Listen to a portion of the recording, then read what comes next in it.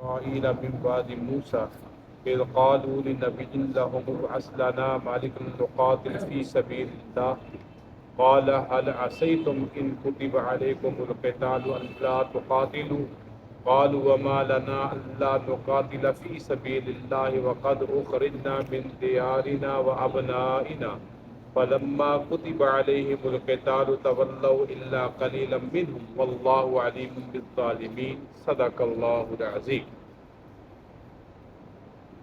اللهم صل على محمد وعلى آل محمد كما صليت على إبراهيم وعلى آل إبراهيم إنك حميد مجيد.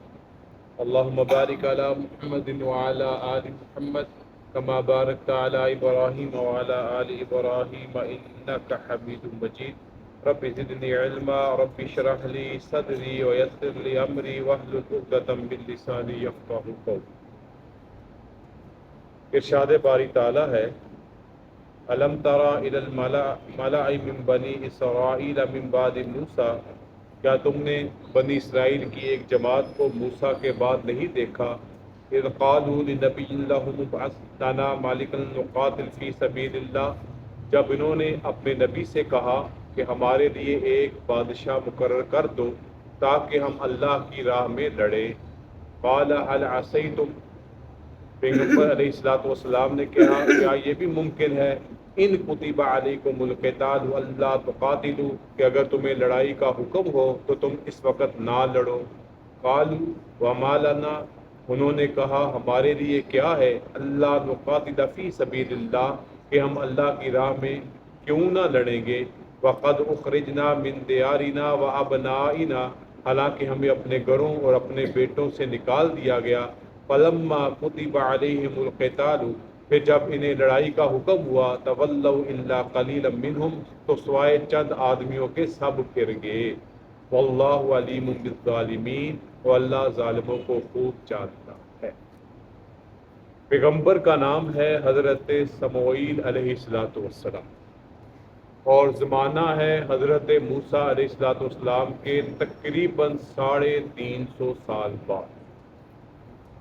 حضرت موسیٰ علیہ السلام کے زمانے میں جب اللہ تعالیٰ نے قوم بنی اسرائیل کو نجات دے دی فرعونیوں سے، قبطیوں سے، تو پھر اس وقت حضرت موسیٰ علیہ السلام نے ان سے فرمایا کہ اب تمہیں اپنا آبائی وطن جو فلسطین ہے اس کو واپس لینا ہے، جو قوم وہاں پر قابض ہے۔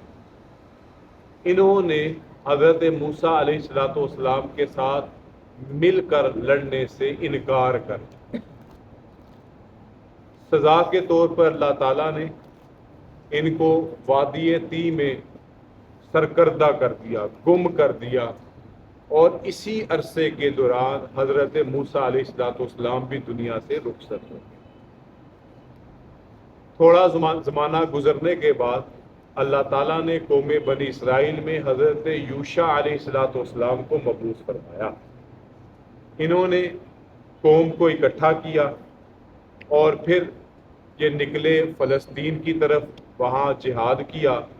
پورا علاقہ تو نہیں، ایک بڑا علاقہ انہوں نے مخالف قوم سے قبضہ چھڑوا لیا۔ اور پھر اس کے بعد یوشع بن نون جو جب دنیا سے رخصت ہونے لگے تو انہوں نے اپنے بعد، یوشع جو تھے وہ نبی بھی تھے اور بادشاہ بھی تھے، انہوں نے اپنے بعد کسی کو بادشاہت نہیں دی۔ اللہ کا حکم بھی ایسا ہی تھا، کیونکہ کوئی بندہ مکمل بادشاہت کا حقدار نہیں تھا۔ حضرت موسیٰ علیہ السلام نے حضرت یوشع علیہ السلام نے ان کے قبیلوں کے ایک ایک قاضی مقرر کر دیا۔ یہ قاضی اپنے اپنے قبیلے کو سرداری بھی کرتا، ان کے فیصلے بھی کرتا۔ اس دور کو بنی اسرائیل میں دور قضاء کہتے ہیں، یعنی قاضیوں کا دور۔ یہ دور تقریباً 300 سال تک چلتا رہا۔ پھر ان میں جب نالائکیاں آ گئیں، انہوں نے شرک کا ارتکاب کیا اور تورات کو پسے پش ڈال دیا، اس کے احکامات کو پسے پش ڈال دیا۔ نتیجہ کیا نکلا؟ قوم عمالقہ جو ان کی ہمسائی قوم تھی، انہوں نے ان تمام قبائل کو باری باری اپنے قبضے میں کر لیا، ان کی عورتوں کو لونڈیاں بنا لیا، ان کے مردوں کو کچھ کو قتل کر دیا، اور جو نابالغ تھے اپنا غلام بنا لیا۔ اب جب یہ ان کی حالت ہو گئی بالکل شکست خوردہ، کوئی حال نہیں، کوئی پوچھنے والا نہیں، کوئی علاقہ نہیں، عورتیں لونڈیاں بن گئی، جوان مرد مار دیے گئے، چھوٹے بچے غلام بنا دیے گئے، چند اشخاص جو بچ بچا کے وہاں پہ نکلے، اس وقت ان میں ایک نبی حضرت سموئیل جو انہی کے قوم میں سے تھے، اللہ نے ان کو پیغمبری دی، پیغمبر بنائے گئے، یہ اپنے پیغمبر کے پاس آئے، انہوں نے کہا اور یہ آخری ان کا زمانہ تھا، بوڑھے ہو چکے تھے، خود یہ لڑ نہیں سکتے تھے، خود یہ جہاد کر نہیں سکتے تھے، اتنا بڑھاپا حضرت سموئیل علیہ السلام پر حاوی ہو چکا تھا۔ انہوں نے قوم نے ان سے درخواست کی آپ ہمارے لیے ایک بادشاہ مقرر کر دیں جو قوم عمالقہ سے جہاد کے لیے ہماری سرداری کرے اور ہم اپنے بچوں کو، اپنی عورتوں کو، اپنے علاقے کو آزاد کروا سکے۔ حضرت سموئیل علیہ السلام نے کہا بھئی آ جائے گا اللہ کا حکم، بادشاہ بھی تمہارا بنا دیا جائے گا، ملک بادشاہ بنا دیا جائے گا، لیکن تم نے پھر بھی لڑنا نہیں ہے اور تم نے پھر بھی ان کی بات اور ان کی بادشاہی کو نہیں ماننا۔ اللہ تعالیٰ اس آیت مبارکہ کو، جیسے کہ میں نے ترجمہ آپ کے سامنے عرض کیا، انہوں نے کہا حضرت سموئیل نے کہ بھئی اگر جہاد فرض ہو گیا نا تم پہ، تمہارا بادشاہ بھی بنا دیا گیا، تم نے پھر بھی نہیں قتال کرنا۔ انہوں نے کہا ہم کیوں نہیں کریں گے، اگر تم نے پھر بھی نہیں قتال کرنا۔ انہوں نے کہا ہم کیوں نہیں کریں گے اللہ کے راستے میں قتال، ہمیں ہمارے گھروں سے بے گھر بھی کر دیا گیا ہے، ہمارے بیٹوں کو غلام بھی بنا لیا گیا ہے، تو ہم کیوں نہیں کریں گے۔ جب اللہ نے ان پر قتال کو فرض کر دیا تو پھر دوبارہ پھر گئے سوائے تھوڑی جماعت کے، اور اللہ فرماتے ہیں واللہ علیم بالظالمین، اللہ خوب ظلم کرنے والوں کو جانتا ہے۔ ظلم سے مراد کیا ہے کہ انہوں نے خود مطالبہ کیا، اور ظلم کیا کیا، خود ہی اپنے مطالبے سے روگردانی کی، اس سے پھر گئے۔ اگلی آیت مبارکہ آیت نمبر 247، اللہ تعالیٰ نے حضرت سموئیل علیہ السلام کو حکم فرما دیا کہ کون ان کا ملک ہوگا، کون ان کا سردار ہوگا۔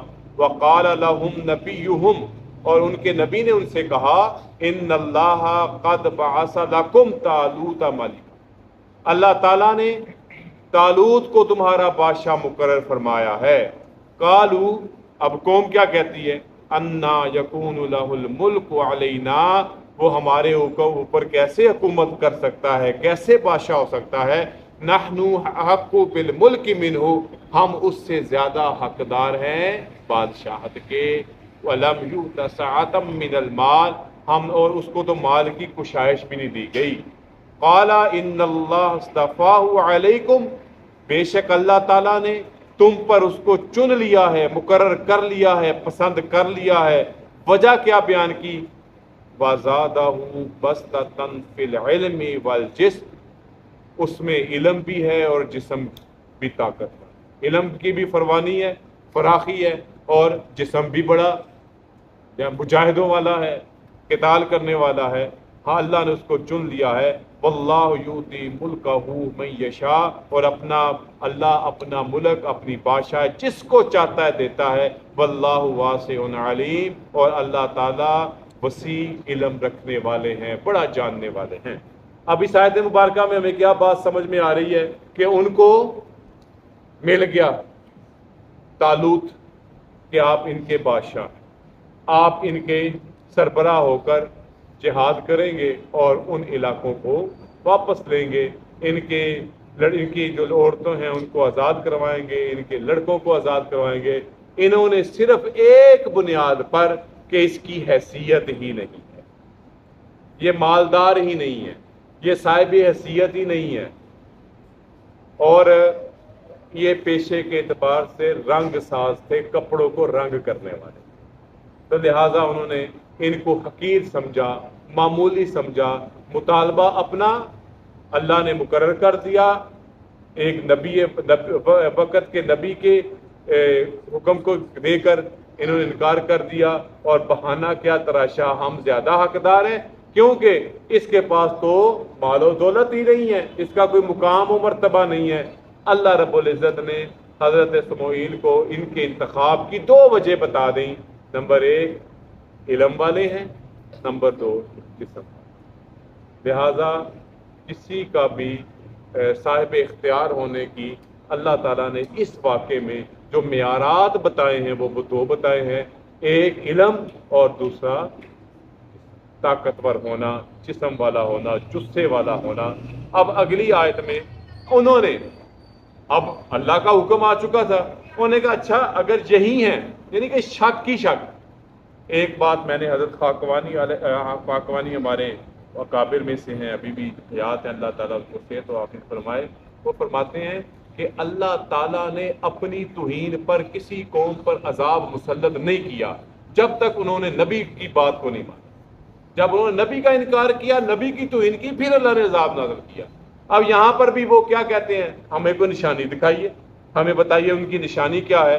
آج کی تیسری اور آخری آیت میں اللہ تعالیٰ ان کو بتا رہے ہیں کہ نشانی کیا ہوگی اپنے نبی کے ذریعے سے۔ وقال لهم نبیہم، اور کہا ان کے لیے ان کے نبی نے، انا آیت، بے شک نشانی ملک ہی ان کی بادشاہت کی یہ ہے، این یاتیکم التابوت فیہ سکینۃ من ربکم، کہ تمہارے پاس تابوت آئے گا، اس میں تمہارے رب کی طرف سے اطمینان ہوگا، وَبَقِيَّةٌ مِّمَّا تَرَكَ آلُ مُوسَىٰ وَآلُ ہارون، اور اس میں بقیہ جو بچی ہوئی چیزیں ہیں جو کچھ چھوڑا حضرت موسیٰ علیہ السلام اور ہارون علیہ السلام کی اولاد نے، تحملہ الملائکہ، اس کو اٹھایا ہوگا فرشتوں نے۔ اب یہ تابوت، یہ وہ صندوق کیا چیز ہے؟ یہ صندوق تھا جی انہی کے پاس تھا، پہلے انہی کے پاس تھا، اور اس میں ایک تو تورات کا وہ نسخہ تھا جو حضرت موسیٰ علیہ السلام کے پاس تھا، اور دوسرا بہت سی اور تبرکات تھی۔ ان میں ایک اور تبرک تھا، وہ آسمان سے جو من و سلوہ اترتا تھا، من کو رکھنے کے لیے جو مرتبان تھا وہ اس کے اندر، من کا کچھ حصہ جو مرتبان میں رکھا جاتا تھا وہ اس میں تھا، اور اس کو انہوں نے قوم عمالقہ نے اپنے قبضے میں لے لیا۔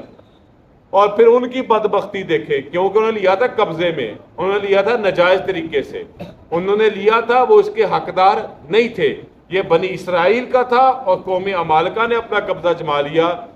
اس صندوق کو اپنے قبضے میں کرنے کے بعد یہ بیچارے جہاں بھی صندوق رکھتے وہیں پر کوئی بیماری پھوٹ پڑتی، ایک جگہ رکھا بستی میں، وہاں بیماری پھوٹ گئی، انہوں نے کہا اتھو چکو، دوسری بستی میں لے گئے، وہاں بیماری پھوٹ گئی۔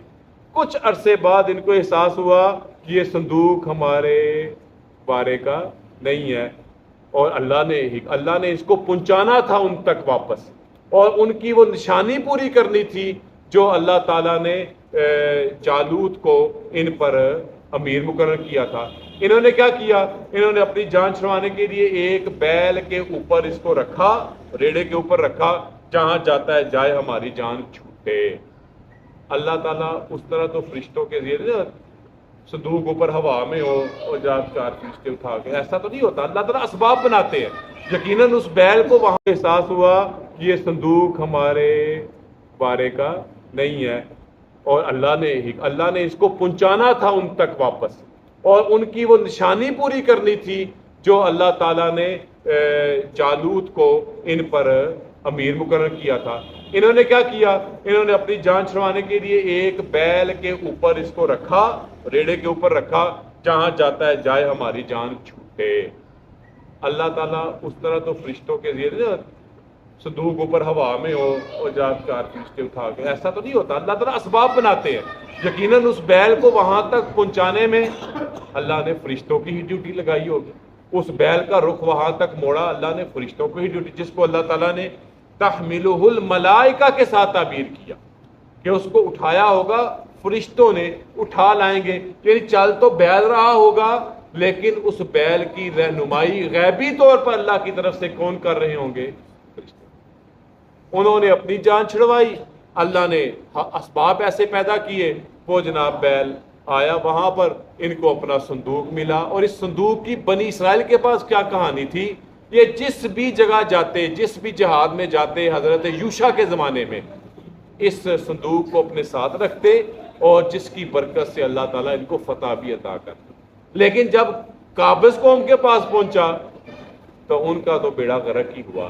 لہذا ملکیت جس کی ہو اس کے پاس رہے تو فائدہ مند ہے، اگر کوئی قابضین اس پہ قابض ہوں تو میرا خیال ہے اس واقعے میں یہی سمجھ آتی ہے کہ فائدہ نہیں ہوتا، الٹا نقصان ہوتا ہے. تو یہاں پر اللہ تعالیٰ نے فرمایا کہ نشانی یہ ہوگی، وہ تابوت ہوگا، تمہارے رب کی طرف سے اطمینان ہوگا. اس تابوت میں حضرت آل موسیٰ اور آل ہارون کی بقیہ چیزیں ہوں گی. تحملہ الملائکہ، فرشتوں نے اٹھایا ہوگا. ان فی ذلک لآیات لکم ان کنتم مؤمنین، بے شک اس میں تمہارے لیے پوری نشانی ہے اگر تم ایمان والے ہو.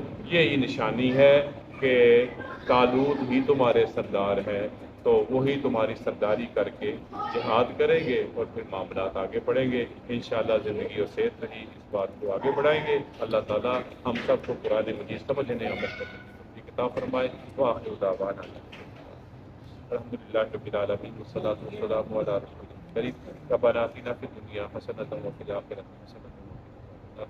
ربنا اغفر لنا وارحمنا وانت مولانا فانصرنا على القوم الكافرین. وصلی اللہ تعالی علی خیر خلقہ محمد وعلی آلہ وصحبہ برحمتک یا